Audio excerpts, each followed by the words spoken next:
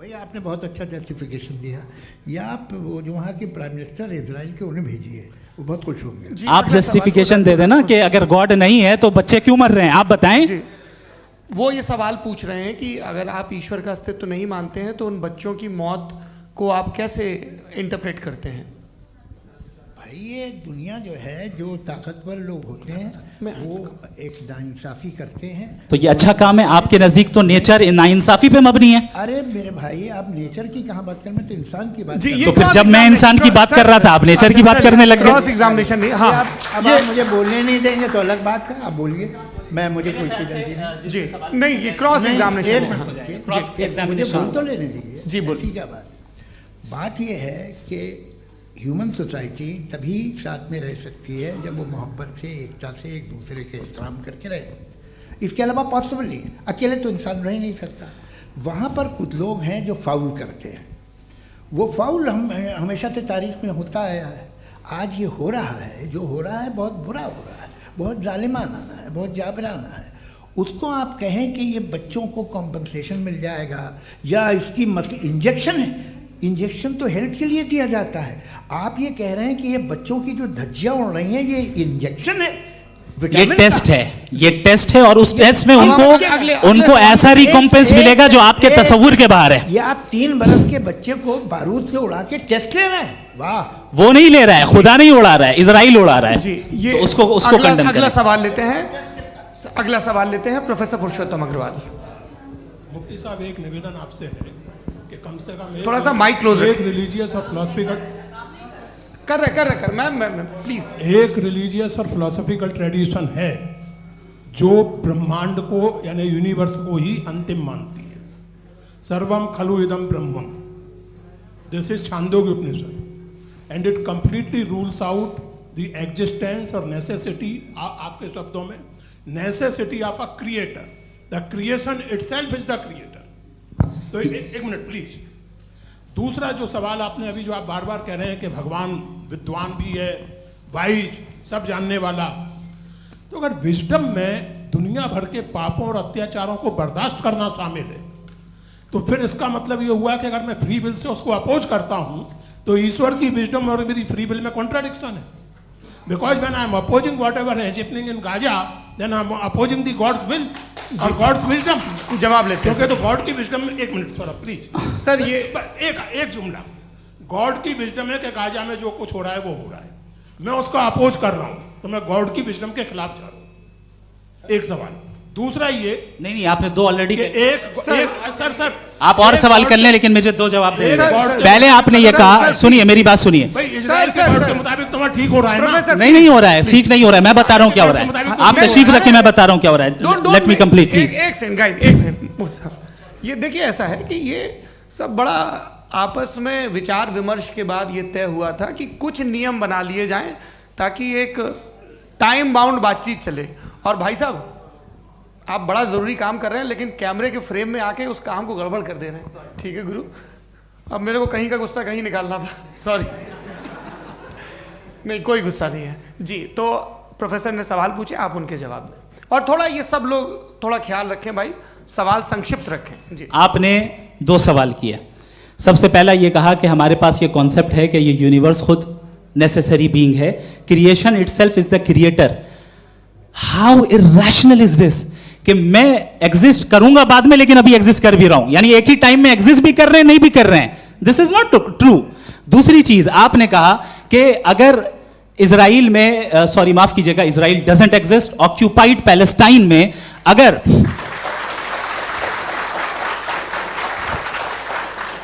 Occupied Palestine में बच्चों को मारा जा रहा है फ्री विल की वजह से और गॉड नहीं रोक रहा, ये कॉन्ट्रडिक्शन है। ये बताइए कि एक एग्जाम में एक बच्चा गलत आंसर लिख रहा है, सुनिए, एग्जामिनर चाहे तो रोक सकता है, क्यों नहीं रोक रहा है? ये कॉन्ट्रडिक्शन है, ये कॉन्ट्रडिक्शन नहीं है। माइक नहीं सर, ये आपस में जी, ये क्या आपका सवाल? माइक दीजिए। फ्री विल दिया गया है टेस्ट के लिए, अकाउंटेबिलिटी के लिए। अगर फ्री विल नहीं होता तो आप कहते हैं हमें रोबोट बना दिया गया। नॉट मिसरिप्रेजेंट माय पोजीशन, आपकी जो भी पोजीशन, मैं अपनी फ्री विल के नाते अपने ह्यूमन विजडम के नाते गाजा में हो रही अत्याचार का विरोध करता हूँ। बिल्कुल करना चाहिए। आपके हिसाब से मैं गॉड की विजडम का विरोध कर रहा हूँ? बिल्कुल नहीं, समाज हो रहा है गॉड की बिल्कुल भी नहीं, बिल्कुल भी नहीं। उसका वहां पर गाजा में कत्ल होना ये इंसानों के गलत इस्तेमाल का नतीजा है, फ्री विल के इस्तेमाल का नतीजा है। गॉड इसका हुक्म नहीं देता, उससे रोकता है। यही तो मसला है ना, आपके लिए कॉन्सेप्ट क्लियर नहीं नहीं भाई, आपने तो बताया था इंजेक्शन लगाने से बच्चे को तकलीफ होती है, ये इंजेक्शन लगा। सर आप ऐसे रेटोरिक स्टेटमेंट दें तब तो कोई मसला नहीं समझते रहेंगे। This is a rhetoric statement, this is not a logical argument sir. I am sorry, I am sorry. आखिरी 30 मिनट बड़े मुश्किल होने वाले हैं। जी मुफ्ती साहब आगे बैठे हैं, इनको माइक दीजिए। हाँ तरुण, माइक आप अपने पास रखिए, आपको कैमरे का फ्रेम पता है जी। सबसे पहले दोनों को मुबारकबाद। एक सर अपना आप नाम बता दें। आप अमेरिका में शिकागो में रहते हैं, इतना मुझे याद है। बताया आपको, यासिर नदीम अलवाजदी मेरा नाम है। जावेद सर आपसे एक क्वेश्चन है इन्फिनिट रिग्रेस के ताल्लुक से। एक हाइपोथेटिकल सिनेरियो है, मसलन अगर आप सर माइक थोड़ा सा प्लीज क्लोज रखिए। ओके जी। अगर आप शायर इसलिए हैं कि आपके कोई उस्ताद शायर थे, और वो इसलिए शायर थे कि उनके कोई उस्ताद शायर थे, और इसी तरीके से हम माजी में पीछे चलते चलते चले जाएं और कहीं ना रुकें, तो माफ कीजिएगा आप कभी शायर नहीं हो सकते। लेकिन आप शायर हैं, आपका शायर एग्जिस्ट करता है, इसका मतलब ये है कि आप कहीं ना कहीं रुके हैं। तो मेरा सवाल ये है कि क्या आप इन्फिनिट रिग्रेस ऑफ कॉजेस को लॉजिकल फैलेसी मानते हैं या नहीं मानते? हाँ या ना? मैं इन्हें लॉजिकल फैलेसी नहीं मानता हूँ, लेकिन मेरा प्रॉब्लम यह है कि जब मैं नहीं मानता हूँ तो I will continue with this logic जो फैलेसी नहीं हो। आप एक जगह रुक जाते हैं जाके, आप कहते हैं ये गेंद कैसे बनी, ये जजीरा कैसे बना, ये समंदर कैसे बना, ये ज़मीन कैसे बनी, और अचानक गॉड पे जाके आपको ब्रेक लग जाता है। एक बार आप सवाल नहीं करते कि भाई इनको बनाने वाला तो इनसे भी कॉम्प्लिकेटेड होगा, वो कैसे बना, उसके बारे में आपने इत्मीनान कर लिया, वो हमेशा से है। तो अगर आप उसे हमेशा से मानते हैं तो फिर ये मान लीजिए कि कायनात हमेशा से है, क्या तकलीफ है? फिर हम वजूद में नहीं आते जी हैं? हम मौजूद नहीं। अच्छा सर क्यों नहीं हो मैं सकते? बताऊंगा प्लीज प्लीज। जैसे मैंने मिसाल दी आपके शेर, आपका शेर कभी वजूद में ना आता अगर शायर इसी तरह चलते रहते हमेशा। जी माइक मेरे ख्याल से एक सेकंड। इन्फिनिट रिग्रेस का कॉन्सेप्ट क्लियर नहीं हो पाया, ऐसे रहने दें, लेट्स मूव ऑन सर। ठीक है। हाँ थोड़ा सा मॉडरेटर का भी ख्याल रखें। नहीं आपने तो रखा है, आपने रखा है। यहाँ पे गौहर रजा साहब हैं, वो भी एक सवाल पूछना चाहते हैं। माइक नीचे से ऑन कर दिए, नीचे। पहले तो ये कह दूं कि मैं उन बच्चों से शर्मिंदा हूं जिनको गज़ा में कत्ल किया गया, क्योंकि हमारे होते हुए कत्ल किया गया। लेकिन उससे ज़्यादा शर्मिंदगी इस बात से हुई कि मुझे लगा कि मुफ्ती साहब उसको जस्टिफाई कर रहे हैं। बिल्कुल भी नहीं, आप बहुत ही गलत। मुझे लगा मैं गलत हो सकता हूँ, बिल्कुल गलत मैं है। सवाल पूछ रहा हूँ, सवाल मैं सवाल पूछ रहा हूँ। मैं जावेद भाई से डिसएग्री करता हूँ। एक सेकंड देखिए, अगर देखिए ऐसा एक सेकंड आप सर वेट अरे आप कुछ मेरे पहले मुझे अपनी बात कह लेने दीजिए। अगर ऑडियंस तय करेगी तो फिर मॉडरेटर का मतलब नहीं। मेरा आप सबसे ये कहना है, ये बहस दो लोगों के बीच में है, एक तरफ मुफ्ती साहब, एक तरफ जावेद साहब। पिछले 1.5 घंटे से ये लोग अपने अपने तर्क रख रहे हैं। आपकी इनसे इत्तेफाकी हो सकती है, ना इत्तेफाकी हो सकती है। मेरे उस्ताद मुझे सिखा गए हैं कि मुखामुखम में असहमति की गुंजाइश बची रहनी चाहिए। अगर मैं आपकी बहुत इज्जत करता हूँ गौहर साहब, आपने जो कमाल की किताबें लिखी, साइंटिफिक टेम्परामेंट, लेकिन मेरी ये गुजारिश है आप सबसे कि यदि आप इन लोगों ने जो बोला उन पर टिप्पणियां करेंगे तो ना वक्त की पाबंदी रहेगी ना वो अनुशासन। आप सवाल पूछ लें, उस सवाल में जो बात आ जाए वो आ जाए। मैं जावेद साहब से डिसएग्री करता हूँ, इसलिए जावेद साहब से सवाल पूछ रहा हूँ। आपका सवाल जावेद अख्तर साहब से। और सवाल ये है मेरा कि जावेद साहब ने कई बार लॉजिक का इस्तेमाल किया कि साइंस में लॉजिक है और रिलीजन में लॉजिक नहीं है। मेरा ख्याल ये है कि रिलीजन में भी लॉजिक है, लेकिन उस लॉजिक की बेसिस ये है कि आप रुक जाते हैं, जिसका जिक्र जावेद साहब ने बार बार किया, यानी खुदा के तसव्वुर पे आते हुए, गॉड के तसव्वुर पे आते हुए रुक जाते हैं। और इसमें सवाल पूछना मतलब फॉरबिडन होता है। सवाल ये है कि क्या जावेद साहब इससे एग्री करते हैं कि साइंस की लॉजिक अलग है और रिलीजन की लॉजिक अलग है? बताइए सर। देखिए 3 चीज़ें हैं, साइंस है, एक है मंतिक है, इस्तिदलाल है, और एक जो है कुछ भी नहीं है, फेथ है, अकीदा है। मैं अकीदे की लॉजिक का कायल नहीं हूँ। मुझे आप इस्तिदलाल से, लॉजिक से, रीज़न से समझाइए, मैं मानने को तैयार हूँ, मेरा क्या नुकसान होगा। लेकिन ये कि अकीदे पे मैं नहीं जा सकता हूँ। अकीदे का मतलब है कि तुम ये मान लो, सवाल ना करो, ये नहीं। आप सारी बातें करके, बड़ी साइंटिफिक बातें करके एक जगह जाके खुदा के वजूद पे रुक जाते हैं, सरेंडर कर देते हैं। मैं सरेंडर करने को तैयार नहीं। That's all. जी, ये आगे सर बैठे हुए हैं, इनको माइक दीजिए। भाई वो आप पूछना चाह रहे थे ना भाई? हाँ, नहीं मैं ये थैंक यू जी। आपका नाम? आसिम इफ्तिखार। आसिफ जी, पूछिए। सर, जावेद सर से सवाल है कि आपने अपने क्लोजिंग माइक थोड़ा करीब रखिए। अपने क्लोजिंग स्टेटमेंट में बात कही थी कि मज़हब का जो फ्यूचर है वो ज़्यादा दिन नहीं जाने वाला है, लेकिन मैं देख पा रहा हूँ कि जो ऑक्सफोर्ड यूनिवर्सिटी की एक स्टडी है 2011 में हुई है, जिसके 50 एकेडमिशियंस ने इसको अंजाम दिया था, उसमें वो ये कहते हैं कि जो फेथ इन गॉड है वो इनबिल्ट है ह्यूमन नेचर के अंदर, जिसको हम कहते हैं फितरत के अंदर शामिल है वो। और वो ये कहते हैं कि अगर कोई ये समझता है कि मज़हब को वो ख़त्म कर देगा तो ये उसकी गलत फहमी है। तो आप इसके बारे में, इस स्टडीज़ के बारे में क्या कहते हैं? ठीक है, मैं उनसे एग्री नहीं करता हूँ। वो कौन से प्रोफेसर होंगे? ऐसा उनके क्या पास डेटा है, इन्होंने डेटा के बेस होगा। डेटा क्या हो सकता है? फ्यूचर का डेटा तो नहीं हो सकता ना उनके पास, प्रेजेंट का डेटा हो सकता है। डेटा आपने सुना 100 साल पहले का बाद का डेटा? मैंने तो नहीं सुना आज तक। तो आज उनकी ये राय है और होगी राय, ठीक है। दुनिया में तरह तरह की राय है लोग, लेकिन मैं समझता हूँ कि वक्त के साथ इंसान ज़्यादा से ज़्यादा रीज़नेबल और लॉजिकल होता जा रहा है। आज आप देखिए वेस्टर्न यूरोप में क्या परसेंटेज है नॉन बिलीवर्स की, बहुत हाई। वहाँ चर्च खाली पड़े होते हैं। तो अल्टीमेटली तो इंसान कोई ऐसी बात बहुत अरसे तक नहीं मान सकेगा, चाहे गलत या सही, जो उसे, उसके दिमाग को, उसके जहन को, उसकी लॉजिक को अपील न करे। वो कह रहे हैं तो ऑक्सफोर्ड के होंगे, तो कैम्ब्रिज के होंगे, तो मुझे क्या लेना देना।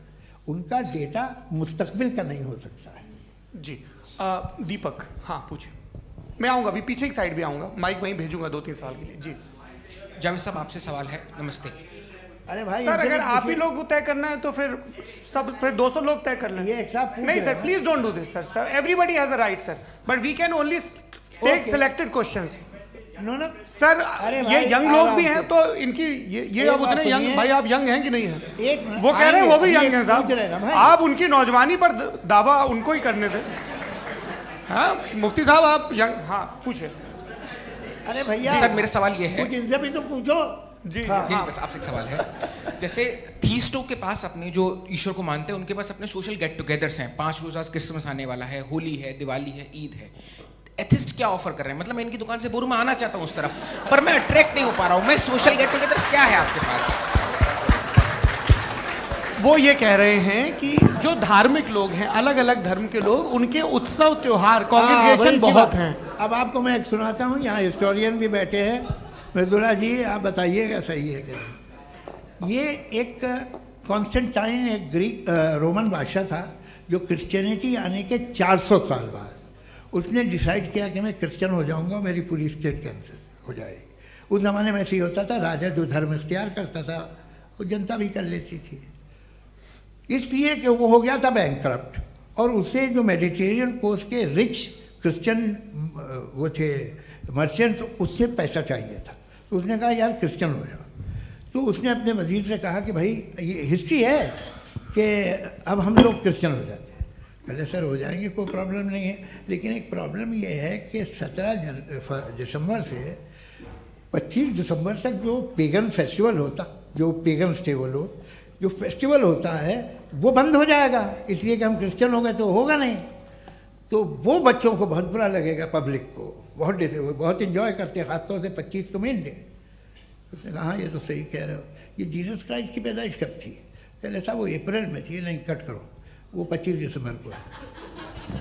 यह हकीकत है जी। और 400 साल बाद क्रिश्चियनिटी के अप्रैल से दिसंबर ले आए, और इसलिए कि यहाँ पेगन फेस्टिवल होता था। अब मनाते हैं आप आराम से। ये जो सारे फेस्टिवल हैं ये रिलीजन से, हर एक को एक इंटरटेनमेंट डिपार्टमेंट चाहिए होता है अपनी कंपनी चलाने के लिए। तो ये रिलीजन नहीं, ये सेकुलर त्योहार थे जिन्हें रिलीजन्स ने ले लिया है। ये मौसम के थे, फसलों के थे, किसानों के थे, उसको आपने लेके रिलीजियस रंग दे दिया। ये कोई रिलीजन से थोड़ी आए। आप अच्छा हमें देखिए, हम तो मुल्द हैं, हम ईद मनाते हैं, हम दिवाली मनाते हैं, हम होली मनाते हैं, हम क्रिसमस मनाते हैं। बम्बई की फिल्म इंडस्ट्री की सबसे बड़ी होली हमारे घर में, सबसे बड़ी ईद हमारे घर में। वो हमारी सोशल वो है, हमारा हेरिटेज है।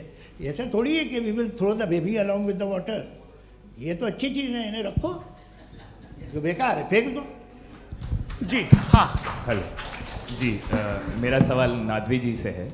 जैसा कि आपने बोला कि गॉड टाइम के भी परे हैं और गॉड इतनी कॉम्प्लेक्स चीज़ है कि उसे ह्यूमन माइंड समझ नहीं सकता, और गॉड ने अर्थ पे फ्री विल भी दे दी है, तो आप अपना वक्त ज़ाया क्यों कर रहे हैं गॉड के बारे में बात करके? अपन को तो बात करनी चाहिए कि सोसाइटी को बेहतर कैसे करें। जी मैं गॉड वही बताता है सोसाइटी को कैसे बेहतर करे। अभी मैं आपका जवाब देता हूँ।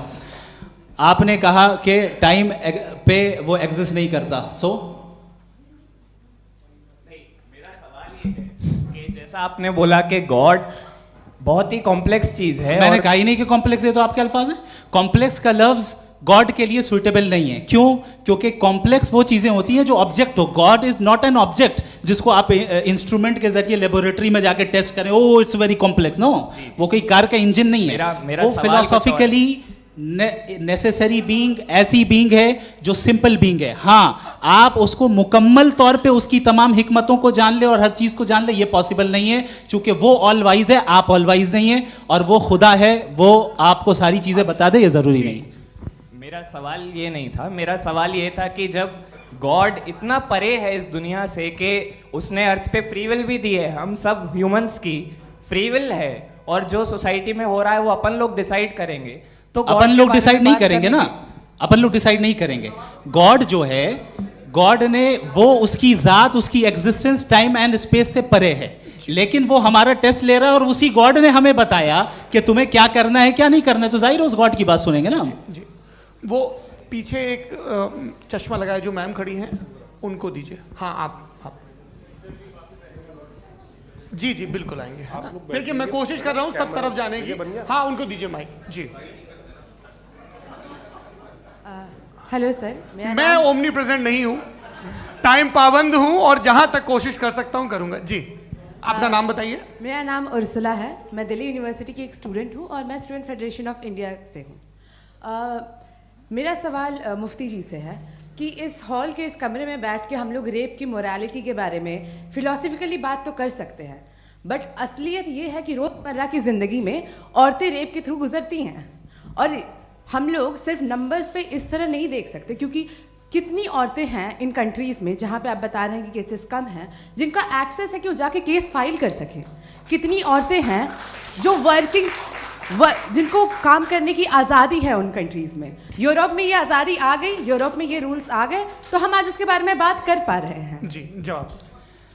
आपने ये कहा कि कमरे में बंद होकर हम लोग इस पर फिलोसफिकली बात कर सकते हैं, लेकिन हकीकत में क्या हो रहा है, वो ग्राउंड लेवल पे क्या हो रहा है, जो बहुत गलत हो रहा है, और वो सफ़र कर रही हैं। आई एग्री, बहुत गलत हो रहा है, और जो गलत हो रहा है उसको हमें रोकना है। और क्यों रोकना है, वो गलत क्यों है? हमारे पास इसका ऑब्जेक्टिव फाउंडेशन है, इनके पास उसका ऑब्जेक्टिव फाउंडेशन नहीं है। मैं ये कहना चाह रहा हूँ कि जहाँ पे भी जुल्म हो रहा है, जहाँ पे भी औरत पे जुल्म हो रहा है, या उसकी इज्जत लूटी जा रही है, या उसे तकलीफ पहुँचाई जा रही है, और सिर्फ औरत नहीं, किसी इंसान के ऊपर भी जुल्म हो रहा है, तो उसके खिलाफ खड़ा होना, ये मॉरलिटी हमारे पास गॉड के पास से आई है। वरना जावेद साहब तो कह रहे हैं कि जो है मेजॉरिटी डिसाइड करेगी, तो मेजॉरिटी तो कभी भी बदल सकती है। क्या आप हाँ। ये थोड़ी सी आपको गलतफहमी है। मैं अगर मेरे जुमले से ये मतलब निकला या मैंने कहा, तो ये जुमला मैं वापस लेता हूँ, ये मेरा मतलब ही नहीं था कि मेजॉरिटी डिसाइड करेंगे। मेजॉरिटी डिसाइड करे तो दुनिया में बड़ी, वैसे आपने कहा था ये जुमला। अच्छा हो, मैं मान रहा हूँ, बाद में रिकैप कर लेंगे। अरे एक सेकंड मैं अपनी एक्सप्लेनेशन दे रहा हूँ। मुनासिब बात यह है कि हम सब के सब दिल में जानते हैं कि क्या अच्छा है क्या बुरा है, हमें पता है अच्छी तरह से। जो लोग बुरे काम करते हैं उन्हें भी मालूम अच्छा क्या है। यही तो सवाल था हजरत कि फिर ये मोरालिटी आई कहाँ से? Cross examination. हाँ जी हाँ। मोरालिटी साथ रहने की डिजायर से आई है। यानी साथ रहकर जो कुछ कह दे, जो कुछ कर दे, वो हो जाएगा? नहीं नहीं, तो आप कायदे से रह ही कर सकते हैं जब तक लोगों में मोरालिटी हो, वरना क्यास हो जाएगा। ये आपको कैसे पता? जी हमने देखा ना जहाँ मोरालिटी का क्यास हो गया, हम देखते हैं। कहाँ पे देखते भाई हैं? दुनिया में आप जो ये- कह रहे हैं आप एक अभी कहीं मैं पे आप अगर लोगों गलत को हो रहा है इस बहस तो के उसको बाद आप में गलत लोगों देखिए। को आप सर मुफ्ती आप साहब, मैं- एपिस्टेमोलॉजी मुफ्ती की साहब, बात मुफ्ती कर रहे हैं, मैं साहब, ऑन्टोलॉजी अरे की बात मुफ्ती कर रहा साहब, हूँ। मैं इस बहस के फाउंडेशन बाद क्या आप है? दोनों लोगों को चाय पे फाउंडेशन होस्ट करूंगा, वहां पे क्रॉस एग्जामिनेशन कर लीजिएगा। अभी ऑडियंस का हक मार रहे हैं आप लोग भाई, सर जस्ट लोग हैं आप लोग।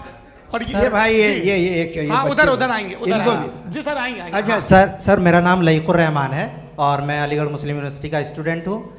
और जहाँ तक मुझे पता है कि sir you are also product of Aligarh Muslim University. मैं भी उसी चमन का बुलबुल हूँ। हाँ सर, तो बड़ी खुशी हुई मुझे जान करके कि मैं आपसे मिलूंगा। सवाल सर मेरा सवाल ये है, सर सैयद अलैहि रहमा का नज़रिया ये था कि खुदा के वजूद को अक़ल के दायरे में रह कर के तलाश करना, न कि पूरी तौर से उसका इनकार कर देना। Sir how will you define it? नहीं तो ये तो आप इन्हें बताइए। ये सर, अक़ल सवाल में रह आपसे। के खुदा का वजूद साबित कर रहे हैं। तो सर आपने सैयद इनकार ने किया। कर रखा है, इस वजह से मेरा क्वेश्चन उन्होंने यही सर से एक सेकंड, सर सैयद ने यही कहा ना कि अक़ल से आप खुदा के वजूद को साबित नहीं कर सकते, यही कहा ना भाई। वो उन्होंने कहा कर सकते हैं और वो कर दिया गया आज। वो फोन दो। तलाश करना या साबित करना अक़ल से अक़ल से नहीं सर हो सर सकता। अरे सवाल तो सुन लीजिए जी। अक़ल से नहीं हो सकता है, यही कहा ना आपने। अकल से हो सकता है। अरे वो यही कह रहे हैं भाई, आप बता रहे हो सकता है, वो तो कुछ और। आप अगर सर देखो नौजवान फोन ले लो, इतनी कमाल की यूनिवर्सिटी है। अरे भाई दे दो मेरी उन्हें बात जरा तो- एक मिनट, अरे दे दो मेरे भाई माइक। मेरी बात सुनो, नहीं, माइक मैं पे समझ- बोलो ताकि जो लाखों लोग देख रहे हैं माइक दे दो ना। अरे देंगे ना माइक, तुम ठहरो तो। हाँ सर मेरा सवाल ये था कि सर सैयद अलैहि रहमा का एक नज़रिया था अपना कि खुदा का जो वजूद है उसको अक़ल के दायरे में रह कर के तलाश करना है, न कि पूरे तौर से इनकार कर देना है। ये उनका कॉन्सेप्ट था। लेकिन मेरा सवाल ये है कि आप इसको कैसे डिफाइन करते हैं, एक्सप्लेन कैसे करेंगे? मैं आपसे जानना चाहता हूँ, क्योंकि you are the product of Aligarh Muslim University. मुझे अक़ल के दायरे में रख के मैंने बहुत तलाश की, मुझे मिला नहीं। हाँ ये इधर उधर वो चश्मा लगाए जो, हाँ उनको दे दीजिए। जी जी फटाफट पूछिए, बस 5 मिनट है, 5 मिनट में खत्म हो रहा है। हाँ अस्सलाम वालेकुम मुफ्ती साहब। एंड मेरा सवाल जावेद अख्तर साहब से। क्या नाम है आपका? अरे भैया सब मुझे तो पूछ रहे हो। फैज पूछिए फैज साहब। तो मेरा सवाल ये है कि अभी जो एथियस्ट है वो problem of evil argument use कर रहे हैं अगेंस्ट मुस्लिम्स, राइट? कि इस दुनिया में इतना सारा ईवल है और अगेंस्ट मुस्लिम तो यहाँ अगेंस्ट थियस्ट। हाँ थोड़ा सा करेक्ट कर लीजिए भाई, पूरी मशक्कत ही इसी बात की थी कि किसी एक मजहब पे बात ना टिके। जी तो बेसिकली ये आर्ग्यूमेंट ऐसा है कि इस दुनिया में इतना ज़्यादा ईवल एग्जिस्ट करता है और अगर एक ऑल गुड गॉड है तो वो रोकता क्यों नहीं है? लेकिन इस सवाल में एक हिडन अजम्पशन ये है कि इस दुनिया में ईवल एग्जिस्ट करता है। अब एथियस्ट ये कैसे ऑन्टोलॉजिकली प्रूव कर सकते हैं कि इस दुनिया में ईवल एग्जिस्ट करता है? मैं आपको बताता हूँ, थोड़ा सा समझा। नहीं सर आप हम लोग इनको सुनने आए। नहीं please don't do that. I want to explain ontologically. नहीं हम समझ गए सर, इनको अब जवाब देने दीजिए। अच्छा सवाल पूछ लो। मैं अभी तक क्या था वो मैं थोड़ा सा ऐड ऑन कर लेता हूँ। तुम गुरु, तो हम जब इसका राउंड 13 करेंगे ना तब तुमको स्टेज पे बिठाएंगे। जी तो हाँ जल्दी से। तो देखिए एथियज्म के हिसाब से सब कुछ रैंडमली बन गया है, सब कुछ एटम्स और मॉलिक्यूल्स है। एक पत्थर में और मुझ में सिर्फ इतना फर्क है कि हम लोग एटम्स और मॉलिक्यूल्स का अलग अलग रीअरेंजमेंट है। अब एक पत्थर को कोई इंसान तलवार से 2 टुकड़ों में काट दे या मुझे, according to atheism it is same. There is no evil and good according to atheism. जी अच्छा फैज साहब का सवाल ये है कि हाँ कोशिश भी करते तो इससे गलत सवाल नहीं कर पाते। एक लाइफ फॉर्म है और लाइफ फॉर्म में फीलिंग्स हैं, मतलब लाइफ फॉर्म सुनता है, देखता है, टेस्ट कर सकता है, फील कर सकता है। तो उसकी जो ये जो क्वालिटी इस बबल में आ गई हैं वो जानवर में भी है, इंसान में भी है। तो जाहिर है कि उसे कोई तकलीफ पहुंचेगी, तो चूंकि उसके पास वो सेंसिटिविटी है तो मैं करेगा।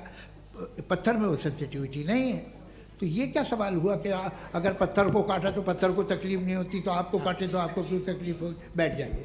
जी हाँ अगला सवाल। हाँ पूछे जी जावेद अख्तर साहब। अरे भैया सब आप लोग मुफ्ती साहब को छोड़ रहे हैं, तो मेरे ही पीछे पड़े हैं क्या? फिर चलो बोलो भाई। You asked how God can exist when children die in Gaza. हाँ? You asked how God can exist when children die in Gaza, and you also mentioned the rise of atheism in Europe. But the same events also are leading many atheists and non-believers to turn towards faith. How do you interpret this contradiction, where suffering pushes some away from God, yet brings others closer to belief? देखिए, आपको एक बात बताऊं, दुनिया perfect तो कहीं भी नहीं है, हर जगह कुछ खामियां हैं। बेटा एक मिनट, मैं आप ही को कहेंगे, देखो वो तो कुछ खामियां, कमज़ोरियां, खराबियां सब जगह है। लेकिन अगर देखोगे ईमानदारी से कि दुनिया सबसे ज़्यादा महज़ब कहाँ है, एक आम शहरी को कहाँ हुकूक हासिल हैं, वो बोल सकता है, अपनी मर्ज़ी से काम कर सकता है, अपनी मर्ज़ी से राय दे सकता है, हुकूमत के ख़िलाफ़ बोल सकता है, बरसरे इक़्तिदार लोगों के बारे में बोल सकता है, सरमायादारों के ख़िलाफ़ बोल सकता है। तो आपको ये स्कैंडिनेवियन कंट्रीज़ में मिलेगा, वेस्टर्न यूरोप में मिलेगा। मैं नहीं कह रहा वो परफेक्ट है, बिल्कुल नहीं, वहाँ बहुत ख़राबियाँ भी हैं, परफेक्ट तो कोई। लेकिन जिन जिन मुल्कों में, लैटिन अमेरिका देखो, गल्फ़ देखो, वहाँ पर आपको ये ज़रूर है कि रेप नहीं होते होंगे। रेप की ज़रूरत क्या है भाई, उसको तो ख़रीद लो, घर में रखो, सड़क पर रेप करने की क्या ज़रूरत है। मगर सुनिए सुनिए सुनिए, मगर हकीकत ये है कि वहाँ शख्सी आज़ादी राय देने की, बोलने की नहीं है। जी, ये एक आखिरी सवाल मुफ्ती साहब से। हाँ मैम, इनको माइक दीजिए। शुक्रिया। मेरा नाम मनीषा है, मैं हरियाणा से आई हूँ। मैं मुफ्ती साहब से एक बात पूछना चाहती हूँ। आप बार बार जावेद साहब को कॉन्ट्राडिक्ट तो कर रहे हैं कि आपने ये कहा, लेकिन आप भी अजम्पशंस के बेसिस पे बात कर रहे हैं। आपने खुदा के होने का कौन सा प्रूफ पेश किया है, खुदा की एग्जिस्टेंस का?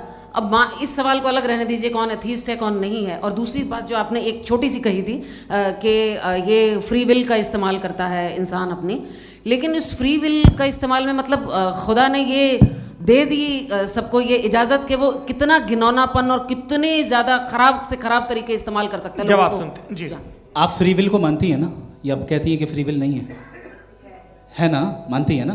तो अब आपके पास इसका कोई एक्सप्लेनेशन नहीं है कि अगर एक इंसान उस फ्री विल का इस्तेमाल करके गलत काम कर रहा है और बच के अच्छी ज़िंदगी गुजार के निकल जा रहा है, उसका कोई रिकम्पेंस नहीं है। हमारे वर्ल्ड व्यू में जो इंसान गलत काम कर रहा है उसको भी रिकम्पेंस यानी उसका बुरा बदला मिलना है, और जो सही काम कर रहा है उसको सही बदला मिलना है।